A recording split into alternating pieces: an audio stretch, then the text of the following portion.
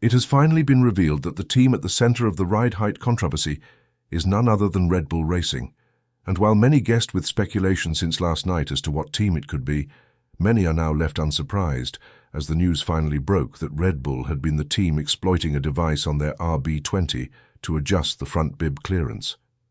This revelation, in conjunction with the previous claims of cheating with an alleged asymmetric braking system, comes just ahead of the United States Grand Prix, further tarnishing the reigning champions' image after their dominant success since 2022. The controversy began when the FIA announced procedural changes to address the possibility that a team was illegally adjusting the ride height of their car between qualifying and the race under park-firm conditions. The adjustment in question pertains to the front bib, or T-tray, a critical component that influences the car's aerodynamic performance, and by altering this part of the car after qualifying, a team could optimize ride height for both low-fuel qualifying runs and heavier race conditions, gaining a significant competitive edge.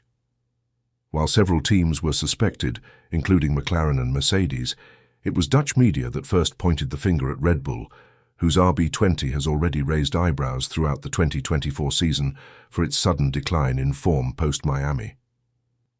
Following the initial reports, Red Bull wasted no time in issuing a statement to clarify the situation. A senior Red Bull representative confirmed that the system did indeed exist on the RB20, but emphasized that it was not accessible once the car was fully assembled and race-ready. Yes, it exists, although it is inaccessible once the car is fully assembled and ready to run, said the representative. In typical Red Bull fashion, they framed the device as something that had already been discussed at length with the FIA, implying that it wasn't intended to break the rules but rather to exist within a grey area of the regulations. The team claimed to have engaged in numerous correspondence with the FIA about the part, and stated that they have agreed on a plan going forward. While Red Bull has admitted to having the device, the fact that it remains on the car under parc-fermé conditions is a direct violation of the rules, which explicitly forbid any adjustments to aerodynamic components after qualifying. The FIA responded by reiterating that such adjustments are strictly prohibited and that new procedural checks would be implemented to ensure no further manipulation. However, no direct punishment or sanction has been mentioned, raising concerns that Red Bull may once again escape serious consequences. The revelation that Red Bull was indeed using a system to adjust their car's ride height has done little to restore trust in the FIA's ability to police the sport.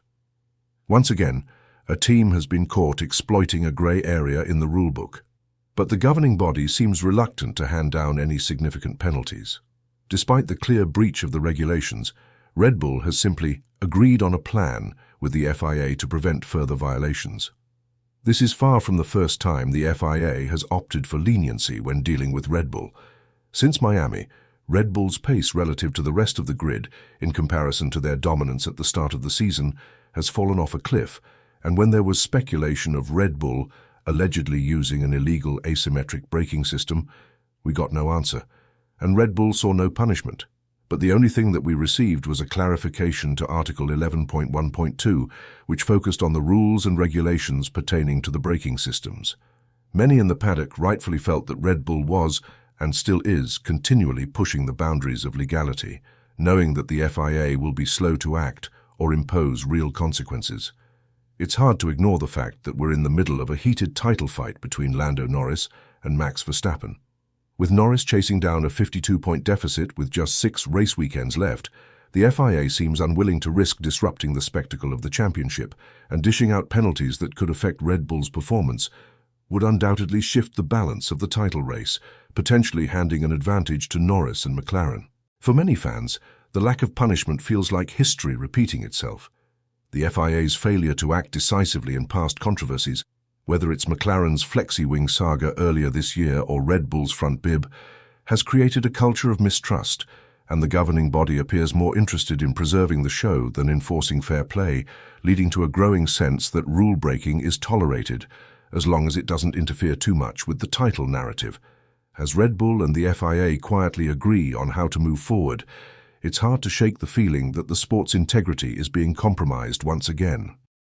The FIA's unwillingness to impose real consequences sends the message that teams can push the limits without fear of reprisal, so long as they play their cards right and don't disrupt the championship too much. For a sport that prides itself on precision and fairness, this is a deeply concerning trend. Red Bull may have enjoyed unprecedented success from 2022 to now, but their legacy will always be clouded by the controversies that surround their innovations.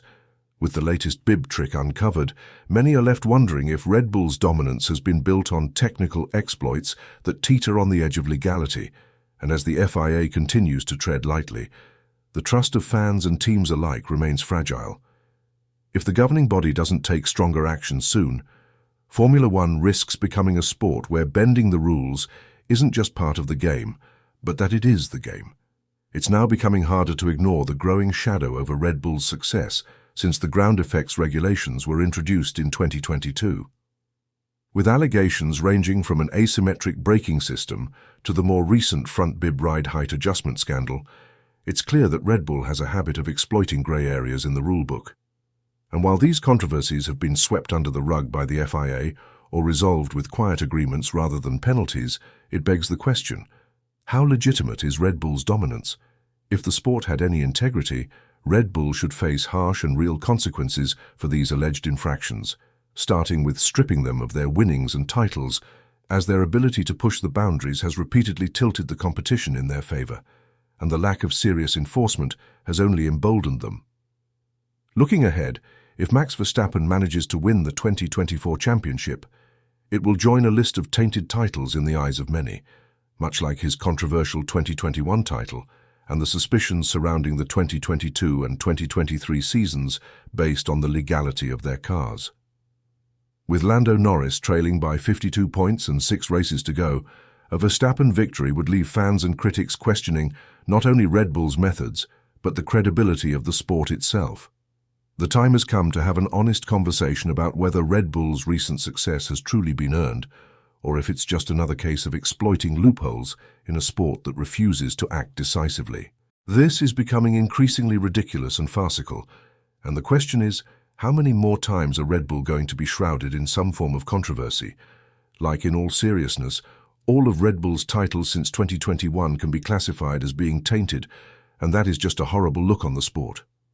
The fact that Verstappen could potentially have 4 consecutive tainted titles is so hard to fathom, and all it does is make the sport look like a complete joke. And to think that F1 calls themselves the pinnacle of motorsport when they allow this is laughable.